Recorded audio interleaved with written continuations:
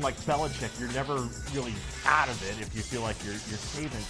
And yet they win, Jimmy, with a freshman quarterback. That threw to a freshman wide receiver. Yeah. I mean, isn't that nuts? If you're Georgia today, you're saying, the NCAA never should have allowed freshmen to be eligible to play in their first year. They should only play on the freshman team. Wow. Really amazing. One of, I think, his great coaching performances. Yes. Okay, this was not his best Alabama team. No. It really wasn't. There are many who thought that they did not deserve to be one of the top 4 teams to make it to the playoff. Yeah, strength of schedule was a problem for them. They played kind of a cupcake schedule. They lost to Auburn. They did not make it to their conference championship game. And, they were an at-large, basically, but they got in. And once they got in, they really found a way to do it. And Alabama, when they win national titles, basically, the common thread is defense. Right. I mean, they play great defense, and they play great defense up front. But I have to tell you, as great as Jalen Hurts has been, 25-2 as a starter at Alabama, the SEC Offensive Player of the Year, as great as he has been, I mean, he has a flaw, Dino. He cannot throw the football. He cannot pass. Yep.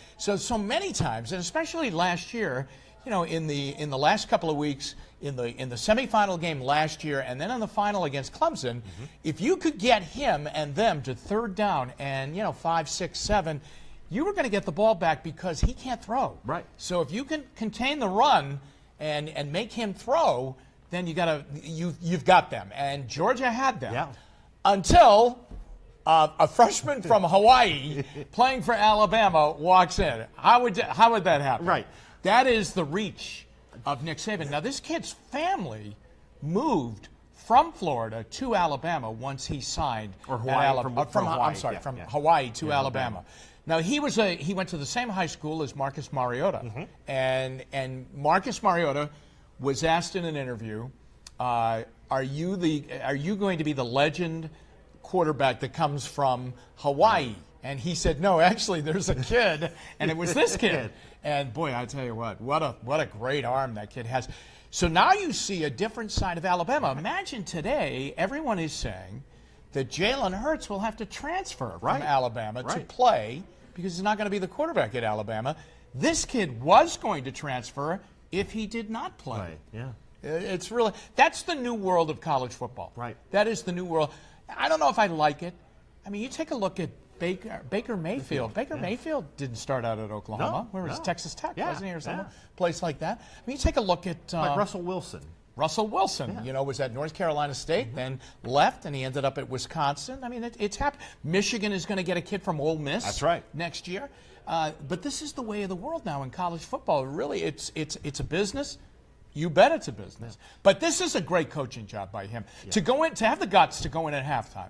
Okay, and make that kind of a change, to go to a freshman, not a senior, a freshman, and hand the national championship game to him, and to go through all the things they went through. I mean, that kid threw an interception too when he got in there. They had a bad penalty.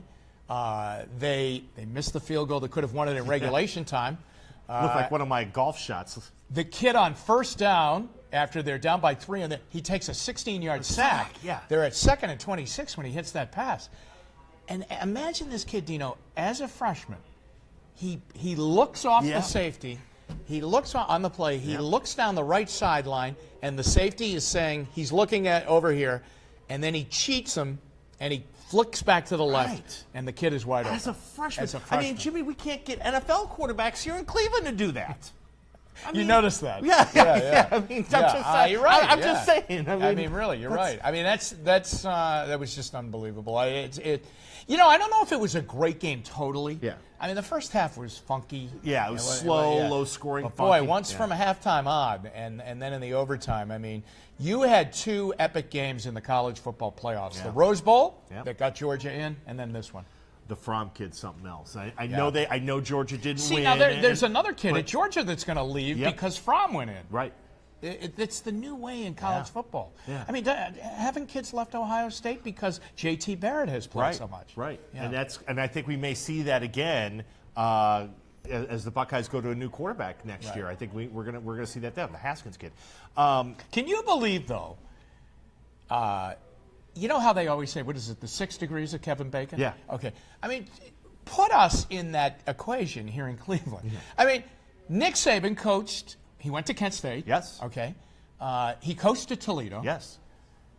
He comes here to be the defensive coordinator under Bill Belichick. Right. I mean, he did. You know, it all flourished here. Right. I mean, the great college jobs came from the amazing job he did here. Right. With the Browns. Yeah, parlays that into Michigan State, he and really then did. LSU, and Yep. then, of course, Alabama. Saban has won, in his 22 seasons as a college head coach, he has won 6 national championships. Now, by comparison, I was reading this, it took Bear Bryant 35 years to win his 6 championships. And this is, of course, in a different era and everything. Yeah.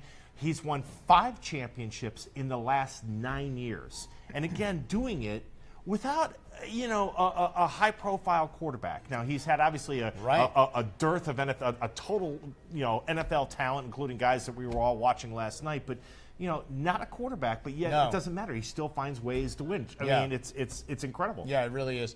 And think about it now. He's had a couple get off the hook. I mean, last year he loses on the last play of the game to Clemson, or he has another national championship. And then the year that he lost to Ohio State, I mean, a lot of they were he winning. Jumped out to he jumped out to like a 10-0 lead in that game, didn't he? So he's amazing. The thing that you wonder about him is that he is so goal-oriented. Of course, right now you would say to yourself, he's mid-60s, okay? He's in good health, I think. Yeah. He's the king of Alabama. Okay, I mean, and they do have a king. That is a monarchy down there. It was just announced this afternoon. Anyway. Sir Saban. Yeah, I think that, goal-oriented, does he go after the Bears record next year and get a 7th? I think the early rankings have them at number 1, don't they? Already. Yeah. Or the one thing, Dino, is he flubbed in the NFL as a head coach with Miami. I mean, it didn't happen. And everybody says, had he been able to get Drew Brees, because remember when Drew Brees was about to get unseated in San Diego by Phillip Rivers, he had the shoulder problem, and Miami's doctor said, "Don't go for him. I cannot approve the deal." Can't approve it. Yeah. New Orleans said, "No, we want to take him." How different that Dolphins, people were talking about today, how different maybe things might have been for Saban had he had an NFL quarterback, because it's different, obviously, college. You got to, as we know here in Cleveland, you got to have the quarterback. Here's the other thing about him too. There's a lot of ego. I mean, he is now. Talk about being on the Mount Rushmore of college coaches. I mean, he's right there. Okay. The other thing is that he controls everything. Yes. Okay. I mean, he makes a ton of money. Everyone's talking about John Gruden getting the $10 million a year with the Raiders. Saban makes like 11. Right. Down in Alabama. He'd take a pay cut to come to the NFL. The other thing is that again, there are so many layers in the NFL. I mean, that's the problem with all these teams that are looking for coaches and general managers is who controls the 53? Well, I want to control the 53. Right. Now, he controls everything. Right. Down at Alabama. So he doesn't have to worry about the layers of an NFL franchise or any kind of an organization. He's got it really good down there. That's an incredible situation down there, and one that we're going to look back at and just say, he's going to be the greatest college coach ever. Right. And we probably are also going to say, and at one point, we had the greatest pro coach ever here in Bill Belichick. Yeah, at the same time. Yeah, at the same time. It's and they were a twosome. Yeah. Let me tell you, they were a twosome. They really were. I will remember the game in 1994, and it was on Channel 3. It was an NBC Saturday afternoon national game. I think it was Dick Enberg was doing. I know Dick Enberg was doing the game. I don't know who his partner was at the time. And the Browns were playing the Dallas Cowboys. Oh, I remember that game. Yes. And Nick Saban was the defensive coordinator of the Browns. And the Browns end up winning the game on a goal line stand at the end of the game. In Irving. Yeah, Eric Turner. Eric Turner makes the big hit on Novacek right at the goal line to deny him going in. And I remember Belichick racing down the Browns sideline and leaping up and hugging Nick Saban because he had put together such a perfect defensive game plan. Now, these were the Cowboys of Emmitt Smith and Troy Aikman and Michael Irvin. At that time, two-time defending champions. Unbelievable. And that's what you had here at that point in time. If they could have only beaten the Steelers that year, they would have gone to the Super Bowl. Yeah. And that's what I've always, the 95 disappointment with everything else, obviously, that was going on and Modell deciding to move the team. that year there were so many expectations for that team coming into 1995 because everybody was Saban still there in No, I think he or is left that when after the 94 he had year. gotten the Michigan State job, I think, at that point. Yeah, and that's right. Yeah. And 95, then it all fell apart Unraveled, because yeah. of the move. But also remember this. Nick Saban, while at Michigan State, cost Ohio State a national championship. Do you remember that game? 1998. Bill Burke down in Columbus. That's right. And very good. And I've always I remember that game because it was the ABC late game Saturday afternoon. Yep. And Ohio State was loaded under John Cooper. That was Cooper's, for my money, that was even as good as, he had the year with Eddie George and Hoying and Terry Glenn. I think top to bottom, that was his best team in that was 1998. Joe Germain, yes. right? And all, yeah, okay, with no Stanley Jackson Right. relieving him. It was all Germain. Yeah. And I can remember watching the game, and Saban came into that game, and Michigan State was good, but not great. Yeah. And they came down here to Columbus, and I think a lot of people thought, Ohio State will at some point just kick it in and win the game. Yep. But as the game kept going deeper and deeper and deeper, Ohio State was not kicking it in and taking over the game, and they ended up losing the game. And I remember the horseshoe just being stunned. Oh, yeah. And it really, John Cooper just, he just couldn't believe it. Yeah. That And they the lost year- that and the game. year Now, they won. Did they win their? They beat Michigan. Yeah. And they won their bowl game. I want to say they beat Texas A&M, I think, in the Sugar Bowl, and they were like 11-1. But I mean, I'm convinced. 'Cause I think Florida State ended up winning the championship. Either that or Tennessee ended up winning the championship that year. It would have been, it would have been T. Martin's team. Jimmy, I'm always convinced. I think that was Cooper's best shot at a national championship, and Nick Saban was the one who denied Michigan it. State team Here in Ohio, no less. It was an incredible scene down there. It really was. And, of course, then got LSU involved to bring him there. And that was the most amazing thing. How could Nick Saban, who had tremendous roots, and of course everything in college is recruiting, he had such firm roots in the Midwest. Right. How does he go down into the Bayou right. and take shape and be able to recruit and win the SEC and win a national title down there? It's amazing that a guy can do that. And he turned LSU around pretty quickly. Oh, yeah. I think within 3 or 4 years, they were he had gotten to the point where they won the national championship, and I just am in awe. Say what you want, but I mean, Nick Saban is an amazing, amazing coach. Were you, as you were watching the game last night, were you kind of looking at some of the players and saying, boy, he'd look good in a Browns uniform.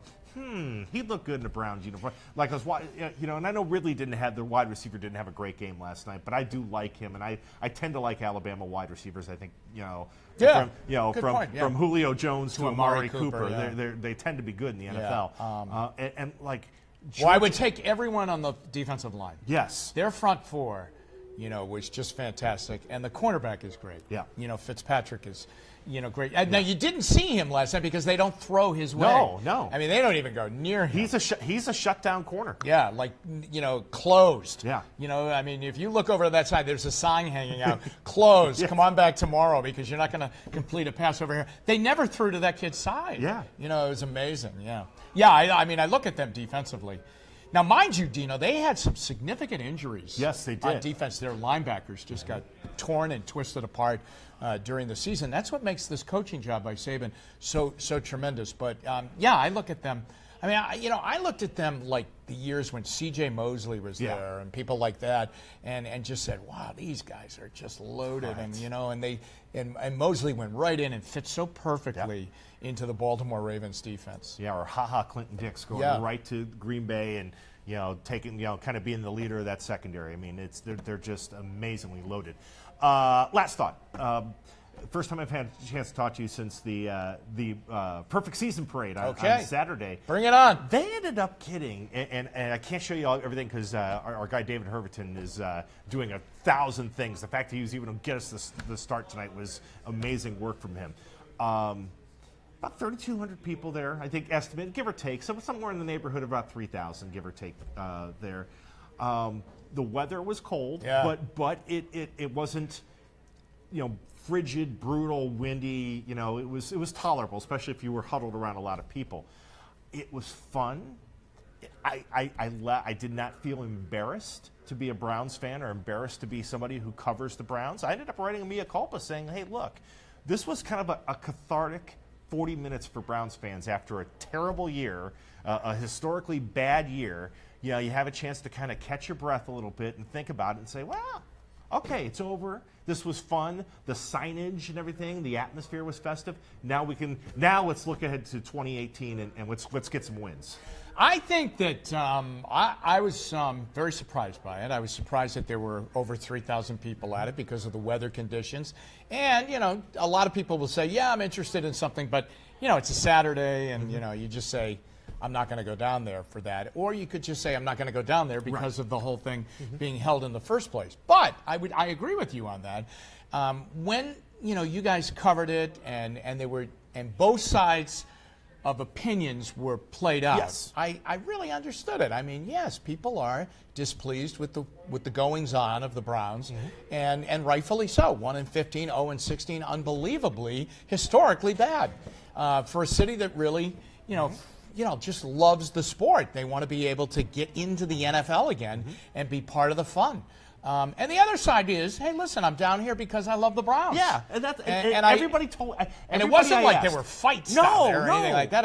It was. I think both sides of the issue were there, presented. I think that they coexisted. Yeah. And I think that you know, again, I think that the light at the end of the tunnel is that hopefully someday we're down there on a bitter cold Saturday afternoon in January hosting a playoff game. And that's what that's the common thing. Right. And everybody wants that. Everybody I talked to, there were people who came up from Georgia. There were people who came in from the Twin Cities, and they actually, the guys from the Twin Cities, I stopped and talked to for a little while.